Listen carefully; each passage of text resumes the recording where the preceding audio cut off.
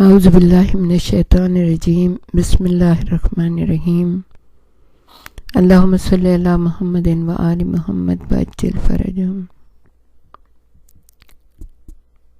ہم اس منزل تک پہنچے ہیں کہ امام علی مقام نے فوج یزید سے ایک شب کی مہلت مانگی۔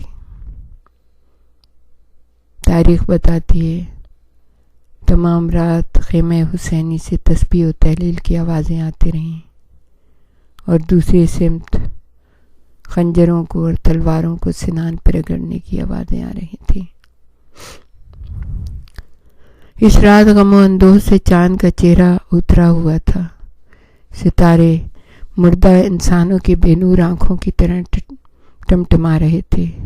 حور و غلمان ماتم کنا تھے۔ خدایا ایسی ہولناک شب پھر نہ لائے۔ آل رسول کے خیموں پر غم و ہراس کے بادل چھا رہے تھے۔ فضا میں ہلچل تھی۔ آندھی ایسے جی چھوڑ کر چل رہی تھی کہ دل تہوبالا ہوئے جا رہے تھے۔ چراغ بجھے جاتے تھے۔ ہر چار طرف خاک اڑ رہی تھی۔ درندوں کی دہاڑ سے سہمے ہوئے بچے ماؤں کی گود میں سمٹ آئے تھے۔ ہر لمحہ یہی لگتا تھا کہ اب ڈر سے ان کا دم نکل جائے گا۔ بیبیاں خاموش آنسو پیے بچوں کو کلیجے سے لگائے بہلا رہی تھیں، دعائیں پڑھ پڑھ کر پھونک رہی تھیں۔ سب سے زیادہ زینب بنت علی مضطرب تھیں۔ سر شام ہی سے منہ اترا ہوا تھا۔ مسلسل آنکھوں سے خون کے آنسو جاری تھے۔ جانے حزیں پر ایک کرب سا طاری تھا۔ کبھی تڑپ کر اٹھ بیٹھتی، پھر تھک ہار کر گر جاتی، کبھی مسلح پر اور کبھی بھائی کے خیمے کے گرد بار بار جاتی، پھر واپس پلٹ آتی۔ جب کلیجے پر چھریاں سے چل رہی ہوں تو چین کیسے آ سکتے؟ اور وہ وقت بھی آیا جب سب دوست، احباب، بھانجے، بھتیجے اور بیٹے امام علی مقام کے وسیع خیمے میں جمع تھے۔ جنہیں اندر جگہ نہ ملی وہ ادھر ادھر کھڑے یا بیٹھے ہوئے تھے۔ خیمے کے سب پردے اٹھا دیے گئے تھے۔ امام کے ایک پہلو میں علی اکبر شبیہ پیغمبر اور دوسرے پہلو میں قاسم ابن حسن بھائی کی نشانی۔ عباس کے چھوٹے بھائی جعفر، عبداللہ اور عثمان بیٹھے ہوئے تھے۔ ان کے پاس ہی اونو محمد، خود عباس ابن علی سامنے مؤدب دوزانو بیٹھے ہوئے تھے۔ سب نے یک زبان ہو کر بار بار وفاداری اور جانثاری کی قسمیں کھائی تھیں۔ امام حسین ابن علی نے بڑے پیار سے اپنے عزیزوں اور دوستوں پر نظر گھمائی۔ ان کا مرجھایا ہوا چہرہ یک لخت تر و تازہ پھول کی طرح کھل اٹھا۔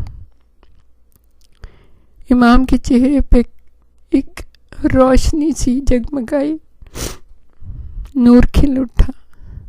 تاریخ گواہ ہے،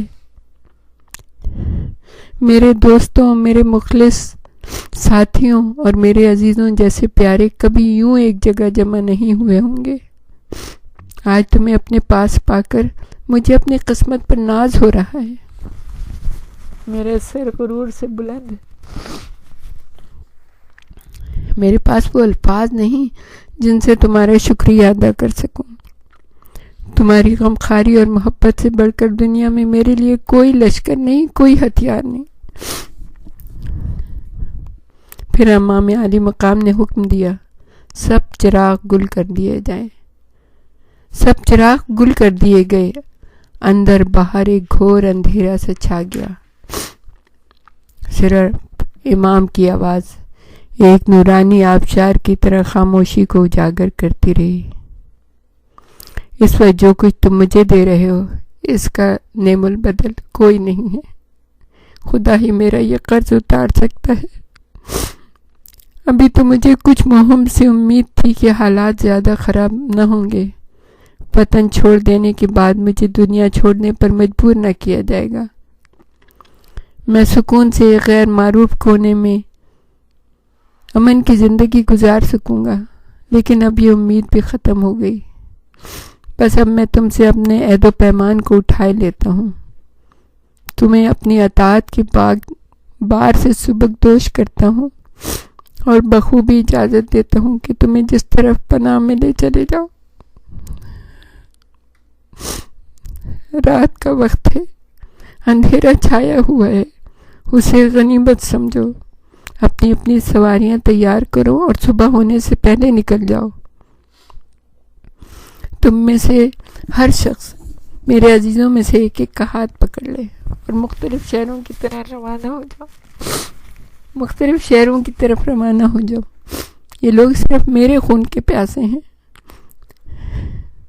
جب مجھے پالیں گے تو تمہارا پیچھا نہ کریں۔ عزیزوں، میں نے چراغ گل کر دیے، اس اندھیرے میں کوئی کسی کو نہ دیکھ سکے گا، مربت کا احساس قدم بھی نہ روکے گا۔ خیمے میں خاموشی طاری رہی، نہ سرسراہٹ ہوئی، نہ کسی نے پہلو بدلا، صرف امام عالی مقام کا دل دھڑک رہا تھا۔ سانس کی آمد و شد بھی گویا رک سی گئی تھی۔ امام نے آنکھیں بند کر لی، اس کے بعد کانپتے ہوئے ہاتھوں سے ایک شمع روشن کی۔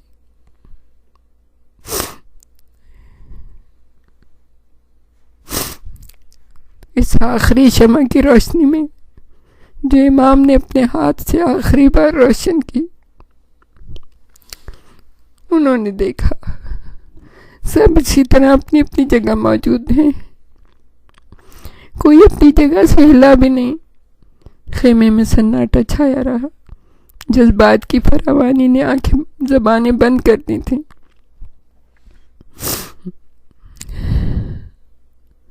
پھر عباس ابن علی نے خود ہی عزیزوں کی نمائندگی کرتے ہوئے کہا، خدا نہ کرے آقا ہم آپ کے بعد زندہ رہیں۔ پھر مسلم بن عاصجہ نے کہا، یا حسین، خدا کی قسم ایسا ہرگز نہ ہوگا، آپ کے دشمن میرے دشمن ہیں، جب تک میرے ترکش میں تیر ہیں، ہاتھ میں تلوار اور نیزہ ہے، میں ان نابکاروں سے لڑتا رہوں گا۔ اگر میرے ہتھیار ناکارہ ہو گئے تو ان پر پتھر برساؤں گا، اگر مجھے 70 بار قتل کیا جائے اور پھر دوبارہ زندہ کر کے میرے جسم کو شعلوں کی نظر کر دیا جائے، پھر جل جانے کے بعد میری راکھ کو دشت و بیاباں میں منتشر کر دیا جائے، تب بھی میں آپ کا ساتھ ہرگز نہ چھوڑوں گا۔ جب بھی آپ پکاریں گے اور اللہ مجھے اجازت دے گا، میں آپ کے پاس حاضر ہو جاؤں گا۔ ہم میں سے کسی کو اپنی جان آپ سے زیادہ پیاری نہیں، اس جنگ سے ہٹنا اپنے ضمیر سے فرار ہے، ہمیں مجبور نہ کیجیے آقا، ہم آپ کا یہ حکم ہرگز نہ مانیں گے۔ اور یہ احساس کہ ہم اپنے عزیز ترین دوست اور آقا سے نافرمانی کر رہے ہیں سوہانے روح بن رہا ہے، للہ ہم پر سے یہ پابندی اٹھا لیجیے، ہمیں جانے کے لیے نہ کہیے۔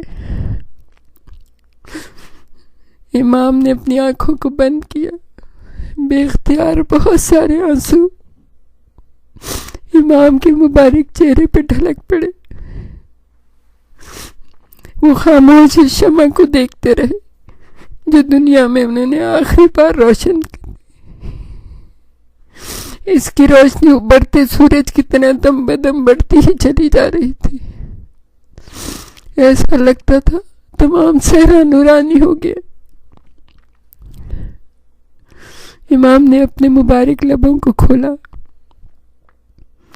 آپ کی آواز ایک نورانی آبشار کی طرح سے دوستوں، ساتھیوں اور پیاروں کے کانوں سے ٹکرائی۔ میرے پیاروں، یہ اب میری جنگ نہیں رہی، ہم سب کی جنگ ہے۔ ہمارا انجام جو بھی ہو ایک ساتھ ہوگا۔ اب ہم الگ الگ فرد نہیں ہیں، ایک مضبوط ارادہ ہے، ایک انمٹ یقین ہے، اس شمع کی طرح روشنی کا محسن ہے، فتح آخر میں ہماری ہوگی۔ پھر انہوں نے باری باری سب کو لگا لیا گلے اور کہا، आओ अपने बच्चों से भी 2 बातें करते। इमाम उठे, आहिस्ता कदमों से खेमों की तरफ बढ़ गए और शमा जगमगाती रही, जगमगाती रही, और 1400 साल के बाद भी ये शमा जगमगा रही है। और क़यामत तक वो शमा जो हुसैन ने अपने हाथों से रोशन की थी, यकीन की, मारिफत की, नूर की शमा, वो हर एक के दिलों में रोशन है। आज भी हुसैनी जिंदा है, आज भी ये शमा जगमगा रही है। शमा से शमा जले, सिलसिला जारी रहे, हम रहें या न रहें, ये आज़ादारी है।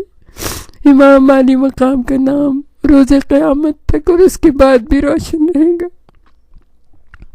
वाखिर दावाना अनिल हम्दुलिल्लाहि रब्बिल आलमीन। सलाम करते हैं हम अपने आका जनाब रसूल खुदा को, उनकी प्यारी बेटी को, अपने मौला और आका इमाम अली को, इमाम हसन को, इमाम हुसैन को, ज़माने के इमाम को और सारे मासूमीन को। मौला जब तक जिंदा है इमाम हुसैन के मिशन को लेके चलते रहेंगे। इमाम ज़माना के साथियों में परवरदिगार आलम हम सबको उनके अमान व अंसार में शामिल करे। रब्बना तक़ब्बल मिन्ना इन्नका अंता समीउल अलीम व तुब अलैना इन्नका अंतात तव्वाबुर रहीम।